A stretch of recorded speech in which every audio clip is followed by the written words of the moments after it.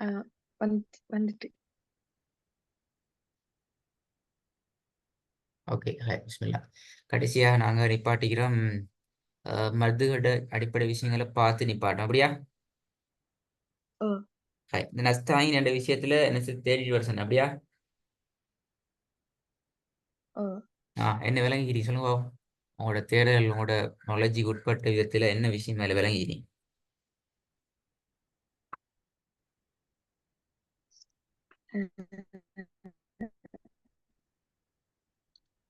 உங்களோட தேடலுக்கு உட்பட்ட இடத்துல அது என்ன விளங்குச்சு?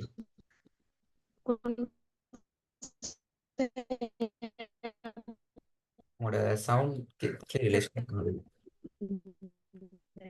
மத்துடைய எழுத்துக்கள் இந்த சுக்குன் செய்யப்பட்டு இந்த சுக்குன் இந்த சுக்குன் செய்யப்பட்ட யாக்கு முன்னுக்கு கஸ்ரா வந்து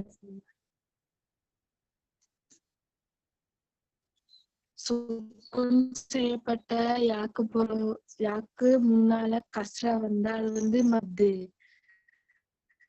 அங்க வந்து கொஞ்சம் நீக்கி அடுத்து சுக்குன் செய்யப்பட்ட வாவுக்கு முன்னுக்கு லம்மா வந்திருந்தா அதுவும் அந்த வாவு வந்து லம்க்கு முன்னுக்கு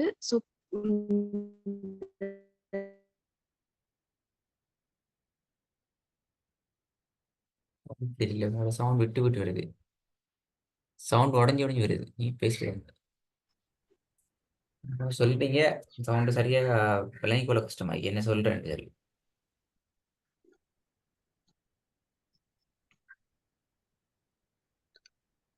சுக்குன் செய்யப்பட்ட யா வந்து அதுக்கு முன்னால் எழுத்து கஸ்ராவா இருந்தா அந்த யா வந்து மத்துடைய யா.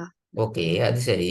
ஓகே, இப்ப நான் கேட்கிறேன், இந்த பாக்ஸ் அடிச்சுக்க, நீல நீல பாக்ஸ் அடிச்சுக்கிட்டேன். இதெல்லாம் மத்துடைய எழுத்துக்களும் மத்துடைய அடையாளங்களும் தான், அதுல டவுட் இல்லை. ஓ இது ரெண்டும் நீட்ட வேண்டிய அளவு எவ்வளோ? எது எது வந்தாலும்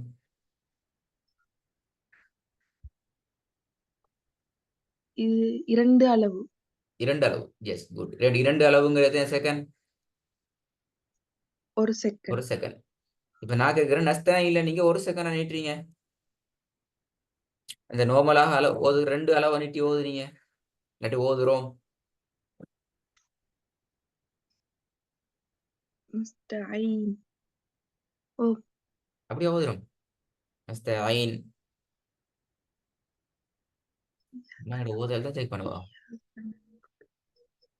அதாவது இந்த இய்யாக்க ஈயாக்க நஅபுது வ வ இய்யாக்க ஈயாக்க நஸ்தஈன். நீட்டுற அளவுலையா நாங்க நஸ்தஈனை நீட்டி ஓதுறோம்? இல்ல இல்ல. ஏனது? அதான் கேள்வி உங்கள்கிட்ட கேட்கப்பட்டது. அதுக்கான ரீசன் தேடி கொண்டு வாங்கன்னு சொன்ன விஷயம். இப்ப நீங்க சொன்ன விஷயம் சரி. கஸ்ராக்கு முன்னுக்கு சுக்குன், கஸ்ராக்கு பின்னால வாரது சுக்குன் செய்யப்பட்ட யாவா இருந்தால், லம்மத்துனுக்கு பின்னால வாரது சுக்குன் செய்யப்பட்ட வாவா இருந்தால், ஃபத்ஹத்துனுக்கு பின்னால மத்துரி எழுத்து அலிஃபருமாக இருந்தால், அங்க நாங்க கொஞ்சம் நீட்டுவோம். அந்த கொஞ்சம்ங்கிற சொல்லேப்பில நாங்க 2 அளவுக்கு நீட்டுவோம்ங்கிறது அது அடிப்படை. Okay, best. அது பேசிக். உங்கள்ட்ட இந்த இடத்துல கேட்கப்பட்ட கேள்வி, இந்த இடத்துல நாங்க ஏன் நீட்டுறோம் என்கிற அங்க கேட்கப்பட்ட கேள்வி. அதைத்தான் நீங்க தேடணும். தேடி பார்க்கல, அப்படியா? ஐடியா வரல. சரி, இதுல ஒரு அட்வான்ஸான ஒரு விஷயம் தான் இது. மத்தோடு தொடர்பான விஷயம். பட் நாங்க அதை கொஞ்சம் சரியான மண்டைக்கு எங்களுடைய விஷயத்துக்கு எடுத்துக்கொள்ளணும். அதான் முக்கியமான விஷயம். அதாவது நிறுத்தி ஓதுற இடத்துல தான் இந்த மத்திர முக்கியமான விஷயம். நல்லா கேட்டுக்கிறோம். அதில் எங்கது வசனத்துல கடைசியில், அப்படியா? இல்ல, எந்த இடத்துல இருந்தாலும் சரி, நாங்க நிறுத்தி நிறுத்தி ஓதும். ஓதுகின்ற சந்தர்ப்பத்துல தான் நாங்க பார்க்க போற இந்த மத்து எங்களுக்கு வெரி வெரி இம்பார்ட்டன்டாக இருக்க போகுது. அப்படி என்ன என்னன்னு கேட்டால், உண்மையில இந்த வசனத்தை நீங்க எடுத்தீங்கன்னா, இப்ப இந்த வசனத்தை நிப்பாட்ட போறீங்க. இந்த இடத்துல 3 வகையான ரூல்ஸ் நாங்க ஃபாலோ பண்றோம். அப்படி இருந்தா தான் இந்த மத்துக்குள்ள நாங்க உட்படுவோம். இப்ப நீ சொன்னாங்க ஒரு அளவுக்கு நீட்டமை கூடுதலா 2 செகண்ட், சாரி 2 அளவல்ல, அதை விட கூடுதல் நீட்டம்ங்கிறது எங்களுக்கு விளங்குது. ஆனா எவ்வளவுக்கு நீட்டுறோம் அது குழப்பம். அதுல எங்களுக்கு கிளியர் இல்லை. அல்லது ஏன் நீட்டுறோம் அதுவும் எங்களுக்கு கிளியர் இல்லை. 2 கொஸ்டின் இல்ல, கிளியர் இல்லை. எப்ப நீட்டணும்? இப்ப ஏன் நீட்டணும் என்று தெரியாட்டி எப்ப நீட்டணும் என்று தெரியாது. இந்த இடத்துல நாங்க ஏன் நீட்டணும் என்கிற கேள்விக்கு ஆன்சர் எடுத்துட்டோம் என்றால், எங்களுக்கு எப்ப எப்ப எல்லாம் இப்படி நீட்டலாம் என்ற ஐடியாவை எடுத்துடலாம். அப்படித்தானே? அதே நேரம் இத்தனை அளவுக்கு தான் நீட்டலாம் என்ற ஐடியாவையும் எடுத்துக்கொள்ளலாம். அப்ப நான் அந்த வசனத்தை வச்சு நான் உங்களுக்கு 3 வகையான ரூல்ஸை நான் இந்த இடத்துல அடையாளப்படுத்துறேன். இந்த வசனத்தை வச்சு தானா முதலாவது ரூல்ஸ், நாங்க வசனத்துல நிறுத்தி ஓதுகின்ற எழுத்துக்கு சுக்கூனை வச்சு நிப்பாட்டி இருக்கணும். வசனத்துல நிறுத்தி ஓதும் எழுத்து சுக்கூன் செய்யப்பட்டு வந்து இருக்கணும். பாருங்க, நஸ்தாயில நூனுக்கு என்ன செய்றீங்க? என்ன செய்யறோம்? நாங்க சுக்கூனை வச்சு நிப்பாட்டணும். செகண்ட் ரூல்ஸ் என்னென்றால், அதுக்கு முன்னால நாங்க சுக்கூன் வச்சு நிப்பாட்டு எழுத்துக்கு தானே, அந்த எழுத்துக்கு முன்னால வாரது மத்தினுடைய அடையாளங்கள்ல ஏதாவது உண்டு. மத்தினுடைய அடையாளங்கள் என்றால் இது ஃபதஹ் மத்து, கஸ்ர் மத்து, லம் மத்து, இதுல ஏதாவது ஒன்று வந்திக்கோணும். அப்படி இல்லைன்றால் மத்தினுடைய எழுத்துக்கள்ல ஒன்று வந்திக்கோணும். அங்க என்ன வந்திக்குது? மத்தினுடைய சுக்குன் செய்யப்பட்ட யா எழுத்து சுக்குன் செய்யப்பட்ட யா வந்திக்குது. அப்படி என்றால் தான் நாங்க சொல்றோம் மூணாவது விஷயம். ரூல்ஸ் என்ன? அந்த எழுத்துக்கு முன்னால வர எழுத்து, அந்த மத்தியுடைய எழுத்துக்கு முன்னால வர எழுத்த கட்டாயமாக ஆக குறைந்தது 4 அளவு அல்லது 5 அல்லது 6, 2 என்றாக குறைந்த செகண்ட் அளவுக்கு நாங்க நீட்டணும். விளங்கினா? இப்ப நீங்க போயிட்டு குர்ஆன்ல எந்த இடத்துலயும் அப்ளை பண்ணி பார்க்கலாம்.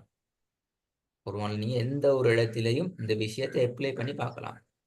சரி, இப்ப நான் உதாரணத்துக்கு கேட்கிறேன். இப்ப நீங்க இந்த இடத்துல ஓதி கொண்டு நிப்பாட்ட போறீங்க. எப்படி நிப்பாட்டுறது?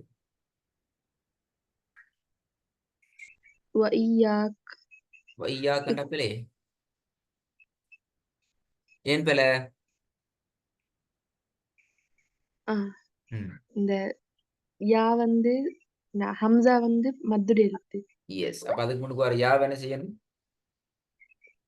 4, 5, 6 அளவுக்கு நீட்டிக்கணும். நீட்டாட்டி பிள்ளை. இங்கதான் விஷயம், சின்ன ஒரு விஷயம். இதான் இங்க உள்ள சின்ன ஒரு விஷயம். நாங்க அடுத்து இந்த விஷயம் கேன்சல் பண்ணி தானே. ஆகவே இது நீங்க தேடுங்க வருவான்ல, நீங்க பிராக்டிஸ் பண்ணி தேடி நீங்க செல்ஃபா பிராக்டிஸ் பண்ற வரைக்கும் இது உங்களுக்கு மிச்சமே கஷ்டமானதாகி, பிராக்டிஸ் பண்ணிட்டீங்கன்னா மிச்சம் லேசாகும். சரி, இப்ப நாங்க அடுத்த ஒரு முக்கியமான கான்செப்டுக்கு போறோம். இதுவும் உங்களோட நீங்க டெய்லி பிராக்டிஸ் பண்ற குர்ஆன்ல உங்களுக்கு செல்ஃபான பிராக்டிஸுக்கு உங்களுக்கு தேவைப்படுற உண்டு. இப்ப எங்களுக்கு எழுத்தாக சொல்லாக ஓதாம வசனமாக ஓதுற பாடத்துல நாங்க இருக்கிறோம். சரி, நல்லா கேட்டுக்கிறோம். சொல்லா ஓதுறீங்களே, எழுத்த நாங்க ஓதியும் இல்லை, வசனங்களாக ஓதுற பாடத்துல இருக்கிறோம். எனவே குர்ஆனை பார்த்து நாங்க ஃப்ளோ ட்ராக்ல சரளமாக திக்காம ஓதுற நேரம் எங்களுக்கு முக்கியமான 2 உறுப்புகள் சரியா ஒர்க் பண்ணணும். நல்லா கேட்டுக்கணும் இந்த கான்செப்ட. சரி, உண்மையில நாங்க முதலாவது ஓதுவோம் எங்கட கண்ணால தான். கண்ணை மூடிக்கொண்டு ஓதையிலுமா? இயலாதுனா கண் ரீட் பண்ணணும், எங்கட வாயும் அதை ரீட் பண்ணணும். இது ரெண்டுக்கும் இடையில பெரிய தொடர்பு உண்டிக்குது. சரியா? முதலாவது எது பிராக்டிஸ் பண்ணப்படுது? எங்கட கண். கண்ணால பார்த்ததை தான் எங்கட வாய் பிராக்டிஸ் பண்ணணும். மாற்றமாக வாய் பார்க்கறத கண் பிராக்டிஸ் பண்ண எப்படியும் அது எங்கட ஓதலுக்கு நடைமுறைக்கு சாத்தியம் இல்லாத ஒன்றா பேசும். ஆகவே இந்த 2 பார்வையும் பாருங்க. ஒரு வசனம் ஒன்று நீங்க எடுத்தீங்கன்றால் அந்த வசனம், ஒரு வசனத்தை நீங்க எடுத்தீங்கன்றால் அந்த வசனத்துல 2மே மில்லி செகண்ட் ஸ்பீட்ல தான் போகணும். ஸ்பீட்ல 2க்கு மேல கெப்பிக்கணும். அதாவது ஈயாக்க என்கிறத கண் பார்த்தால் வாய் அதை பிராக்டிஸ் பண்ண ஸ்டார்ட் ஆகி கொண்டு வரணும். கண் மெதுவா மூவ் ஆகி கொண்டு போகணும். அதுக்கப்புறம் வாயும் அதுக்கு ஏற்ற வகையில மூவ் ஆகி கொண்டே வரணும். சரியா? இப்படி 2 சரியான ட்ரெக்ல மூவ் ஆகாட்டி பெரிய ப்ராப்ளங்கள் வரும். நாங்க அதை பார்ப்போம். சரியா? எப்படி மூவ் ஆகணுங்கிறத பார்ப்போம். முதலாவது நாங்க விளங்கிக் கொள்ளணும், எங்கட கண்ட ஸ்பீட் தானே, கண்ணால் ரீட் பண்றது ஸ்பீட் கூட. இப்ப நான் உங்களோட கையில ஒரு புக்கை தந்து, ஒரு பேஜ் ஒன்று தந்து, இந்த பேஜை நீங்க கண்ணால பிராக்டிஸ் பண்ணுங்கன்னு சொன்னா, கண்ணால் நீங்க ஜஸ்ட் ஒரு 1 மினிட்ல பிராக்டிஸ் பண்ணி முடிச்சிடலாம். பாக்குறது மட்டும் தானே கண்ணால. கண்ணால பார்த்து பிராக்டிஸ் பண்ற எங்கட ஸ்பீட் சரி மட்டும் கூட. அதே நேரம் எங்கட வாயிட ஸ்பீட் கூடயா? அப்படி ஆயிக்கும் என்றா இல்ல. எழுத்துக்களை உச்சரிக்க கொள்ள சில உச்சரிப்புகளுக்கு அங்க போகணும், இங்க வரணும், நாக்கு அசைக்கணும், பல் அசைக்கணும், உதடுகள் அசைக்கணும், இப்படி தொண்டைக்குள்ள பேத்துட்டு வரணும், திருப்பி வெளியே சவுண்ட் உச்சரிக்கணும், திருப்பி நாக்கு வெளியே கொண்டு வரணும். பெரிய ஒரு ரோல் ஒன்றை நாங்க பிளே பண்ணாதான் எங்களுக்கு அதை பிடிச்சு கொள்ளையிலும் ஆகும். ஆகவே அடிப்படையால கண்ணுடைய வேகம், வாசிப்புட வேகம் மிக மிக ஸ்பீடானது. நீங்க என்ன செய்யணும் என்றால், அந்த கண்ட ஸ்பீடை எதுக்கு கண்ட்ரோல் பண்ணணும்? எங்களோட வாயில ஸ்பீக் ஏற்ற வகையில கண்ட்ரோல் பண்ணணும். அதை எப்படி கண்ட்ரோல் பண்ற? எங்களோட வாயால எங்களுக்கு தெரியும் எண்களால மேக்சிமம் இந்த அளவு ஸ்பீட்ல ஓதுறதுக்கு வெளியால ஸ்பீடா ஓத ஸ்டார்ட் பண்ண மாட்டா எழுத்துற உச்சரிப்பு ஒன்றும் தெளிவா விளங்காம பேசிடுவோம். உதாரணத்துக்கு தமிழ்லயும் அப்படித்தான். எந்த ஒரு லாங்குவேஜ்லையும் நாங்க ஒரு குறிப்பிட்ட லெவலை தாண்டி நாங்க ஸ்பீடா ப்ராக்டிஸ் பண்ண மாட்டா ஒன்று ஒரு ஒரு விஷயமும் எங்களுக்கு தெளிவில்லாம வரும், பல பல பலன்னு போய்த்திரும். ரெண்டாவது எங்களுக்கு தெரியா நாங்க என்னத்தை சொன்னோம் சொல்லி அதாவது அடுத்த ஆளுக்கு விளங்காது, ஓகே. ரெண்டாவது எனக்கும் தெரியாம போய்த்திரும், நான் என்னத்தை ப்ராக்டிஸ் பண்ணேன்னு சொல்லி உங்களுக்கு டவுட் வர்றதுக்கான சந்தர்ப்பங்கள் இருக்குது. எனவே நாங்க வாயினுடைய உச்சரிப்பு வேகத்துக்கு நாங்க அந்த கண்ணினுடைய வேகத்தை பேலன்ஸ் பண்ணணும் என்கிறது ரெண்டாவது முக்கியமான விஷயம். இப்ப நாங்க பார்ப்போம், ஒரு வசனம் ஒன்றை திக்காம ஓதணும்.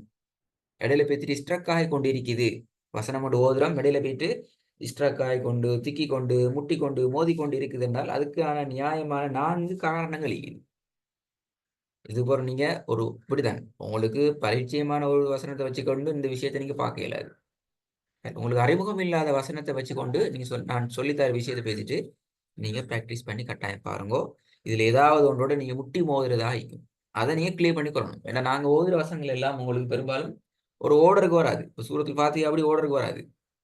அதுக்கான ரீசன் என்னென்றால் இந்த விஷயம் உங்கள்கிட்ட நடைமுறை பாடுபடுத்தப்படுதா, நீங்க இதை அப்ளை பண்றீங்களா, பிராக்டிஸ் பண்ணீங்களாங்கிறது நாங்க பார்க்கறதா தான் இருக்கும். விளங்குதா?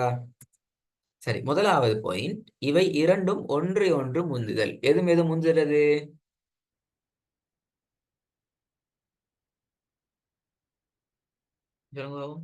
முதலாவது சரளமா கண்ணும் வாயும். வாய் வந்து முந்தி கண் பின்னுக்கு ஆகுறது, கண்ணால பாக்குறது போறோம் ஃபர்ஸ்ட்டுக்கு வாயில உச்சரிக்கிறது. என்ன செய்யும் எப்படி முட்டி, ஏன்னா அடுத்து தெரியாவே வாய் தான் பிராக்டிஸ் பண்ணுது, கண் புறவை தான் பாக்குது. உதாரணம் ஈயாக்குங்கிறத வாய் உச்சரிச்சு போற கண் பார்த்து யோசனை மிக்குதா? இல்ல. அடுத்த சொல் நீங்க உண்மையில திக்கி முட்டி மோதிடுவீங்க. ரெண்டாவது, இரண்டுக்கும் இடையில இடைவெளி நீளுதல். அதாவது நல்லா பார்த்துக்கோங்க, ஈயாக்குங்கிறத நீங்க உச்சரிக்க ஸ்டார்ட் பண்றீங்க, உங்களோட கண் என்ன செய்யுது, ஹை லெவல் ஸ்பீட் தானே அது, எக்ஸ்பிரஸ் வேல பேசிட்டு வசனத்தை முடிச்சு வச்சுட்டு பார்த்து முடிச்சு. இப்போ இந்த இவ்வளவு சொல்லும் உங்களோட மைண்ட்ல சரியா வராது. ஏன் வராது? உங்களோட கண் என்ன செய்யும், எப்பயும் உங்களோட நிழல் போலதான் உங்களோட கண்ணுக்கு பின்னால் வரவாயிடு சத்தம் என்ன செய்யும், அடிபட்டு போய்த்திரும். நீ என்னத்த சொன்னாலும் என்னத்த சொன்னீங்கன்னு சொல்லி உங்களுக்கும் தெரியாது, விளக்கம் இல்லாம ஃபாஸ்டா போய்விடும். எனவே இரண்டாவது, இரண்டுக்கும் இடையில கெப் வந்து கூட கூடாது. மூணாவது, இன்னொரு முக்கியமான விஷயம், கண் வாசிப்பின் வேகத்திற்கு வாயிலான வாசிப்பு மாறுதல். நல்லா ஞாபகம் வச்சுக்கணும். இப்ப கண்ணால் நான் சொன்னேன் ஸ்டார்டிங், கண் வந்து அடிப்படையில் என்ன ஸ்பீட் கூட, கண்ட ஸ்பீட்டுக்கு வாய் மாறின நடக்கும். எங்களோட ஓதல் உண்மையிலே ஸ்டார்டிங் உங்களுக்கு பார்க்கல பேர விளங்காது, நீங்க அந்த ஸ்பீடுக்கு போற மாதிரி இருக்கும். போக போக போக போக சில உச்சரிப்புகளுக்கு நீங்க ஃபதாதுன்னு வச்சு ஓதுனீங்களா, கஸ்ரத்துன்னு வச்சு ஓதுனீங்களா, எப்படி பிராக்டிஸ் பண்ணுங்கிறதே உங்களுக்கு தெரியாம போயிடும். என்றால் எங்கட வாய் வந்து ஒரு கண்ட்ரோல் தான். ஒரு லெவலுக்கு மேல எங்கட வாயால தமிழ் எந்த ஒரு லாங்குவேஜையும் பிராக்டிஸ் பண்ண முடியாது. ஆகவே கட்டாயம் வாசிப்பினுடைய வேகத்து, எங்கட கண்ணினுடைய வாசிப்பு வேகம் எப்பையும் எங்கட வாயினுடைய வாசிப்பு வேகத்துக்குத்தான் கண்ட்ரோல் ஆகணும். நான்காவது இன்னொரு முக்கியமான விஷயம், ரெண்டும் ஒரே இடத்துல மீட் பண்ணி கொள்ளணும். இப்போ உதாரணத்துக்கு நஅ்புது என்று தால் எடுத்தால், இந்த தாளத்தான் நீங்க பார்த்து கொண்டு மிக்கிறீங்க, இந்த தாளத்தான் நீங்க பிராக்டிஸ்ல மிக்கிறீங்க என்றால் இந்த சொல் உங்களோட மைண்ட்ல வராது. அடுத்தது என்ன சொல்லிக்கிறேன்னு சொல்லி எங்களுக்கு தெரியாட்டி நாங்கள் என்ன செய்வோம், இந்த இடத்துலையும் ஸ்ட்ரக் ஆகுவோம், திக்குவோம், முக்கிவோம், பிணைவோம், முக்கி கொண்டு இப்போம். இப்ப நீங்க என்ன செய்யணும்டா, இது நல்லா நீங்க புடிச்சு கொள்றதுக்கு இந்த விஷயத்த நீங்க புதிய வசனங்களை எடுத்து பிராக்டிஸ் பண்ணணும். வசனத்துல இடையில ஏதாவது பிற இடத்துல நீங்க சிக்குறீங்கன்னு சொன்னா, முட்டுறீங்கன்னு சொன்னா, அந்த இடத்துல நீங்க என்ன செய்யலாம், இதை பிராக்டிஸ் பண்ணி பார்க்கலாம். இப்படி நடக்குதா, இதுதான் மிஸ்டேக், இப்படி வருது என்கிறத நீங்க பார்க்கலாம். நடக்குதா சொல்றது?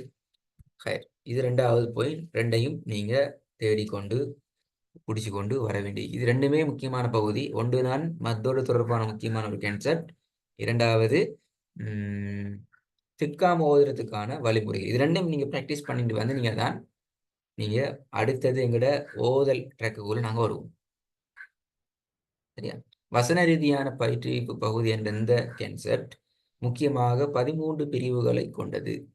முக்கியமாக 13 பிரிவுகளை கொண்டது. இதுல இருந்து அலிஃப்ல இருந்து யா வரைக்குமான எழுத்துக்களை டார்கெட் பண்றது. அதுல ரா என்ற ஒரு எழுத்து மாத்திரம் இங்கு வராது. உச்சரிப்புகள் பகுதியில வராது. அது சட்ட பகுதிக்குள்ள வரக்கூடியது. இதுல பார்க்கலாம் சில கேட்டகரியை நான் பிரிச்சுக்கிறோம். அலிஃப் ஐன் பே இங்க தனி இருக்குது. சின்ன தையும் பெரிய தாம் ஒன்றுக்குள்ள இருக்குது. ஜீம் தனிய. அதுக்கு பின்னால 3 எழுத்துக்கள் கிட்டத்தட்ட ஒரு ஒரு கேட்டகரியில வருது. அதுக்கு பின்னால திருப்பி 2 எழுத்துக்கள். திருப்பி 7 கேன்சர் பாருங்க. 4 எழுத்துக்கள் 4ம் ஒரு வித்தியாசமான ஒரு பகுதி. 8வது ஒரு தனி எழுத்து. 9வதும் கிட்டத்தட்ட தொடர்பு கொண்ட எழுத்துக்கள். 10வது ஒரு பெரிய ஒரு கேட்டகரி. 11, 12, 13ங்கிறது ஒரு அட்வான்ஸான பகுதியாக நாங்கள் அடையாளப்படுத்தினவே அந்த எழுத்துக்கள் இடையில வரக்கூடிய எழுத்துக்களாக இருந்தாலும் இறுதியில நாங்க பார்க்க வேண்டிய எழுத்துக்களாக இருக்குது. இந்த எழுத்துக்குள்ள நாங்க படிக்க போறதுக்கு முன்னால இன்றைக்கு நாங்க படிச்ச 2 புக்கை நீங்க வைத்துட்டு ப்ராக்டிஸ் பண்ணி உங்கள்ட்ட எந்த ஒரு பிரச்சனையும் இல்லை என்று எங்களுக்கு ஒரு ஃபீட்பேக்கை வந்துச்சு என்றால் அல்லது இஷ்யூஸ் என்ன சரிந்தா அந்த இஷ்யூஸ் நாங்கள் எடுத்து ப்ராக்டிஸ் பண்ணால் தான் எங்களுக்கு இந்த கேட்டுக்குள்ளே போயிடும். 2 வகை ஒன்று நீங்கள் பார்க்கணும் கொண்டு போய்த்துட்டு ரிவைஸ்டில் மத்து பற்றியும் 2வது வசனம் ஒன்றை எப்படி நாங்கள் ஃப்ளோ ட்ராக்கில் ப்ராக்டிஸ். ஃப்ளோ ட்ராக்கில் நீங்கள் எழுத்துக்கள் உச்சரிப்பெலாம் டார்கெட் பண்ண தேவையில்லை. இப்போ உங்களுக்கு எழுத்துக்கள் உச்சரிப்புன்னு தெரியாது. இப்போ உங்களுக்கு தெரியும் ஒரு வசனம் ஒன்றை நிப்பாற்றோளுங்க தெரியும். வசனம் ஒன்றில் நீட்டுறது கான்செப்ட் தெரியும். அப்படிதானே? வேற என்ன தெரியும்? வசனம் ஒன்றை நீட்டு ப்ராக்டிஸ் பண்ணுறது எப்படி நிப்பாட்டுறது. இது ரெண்டையும் வச்சு ஒரு வசனம் ஒன்று உங்கள்கிட்ட இருக்கிற ஸ்டைலில் நீங்கள் ப்ராக்டிஸ் பண்ணி பார்த்து எடுத்துகிட்டு வரணும். ஏதாவது இடத்துல ஸ்ட்ரக் ஆகுறீங்க என்றால் அதை நீங்கள் தேடி பார்த்துட்டு வரணும். ஏன் ஸ்ட்ரக் ஆகுறதுங்கிறதுக்கு ஆன்சர் தேடிட்டு வரணும். லைனா விஷயம் 2 கான்செப்ட் தான் இல்லையா இல்லைனா இன்ஷால்லா தேடி பார்த்துட்டு அடுத்த கிளாஸ் வாங்க. இன்ஷால்லா அடுத்த தொடரும். இன்ஷால்லா.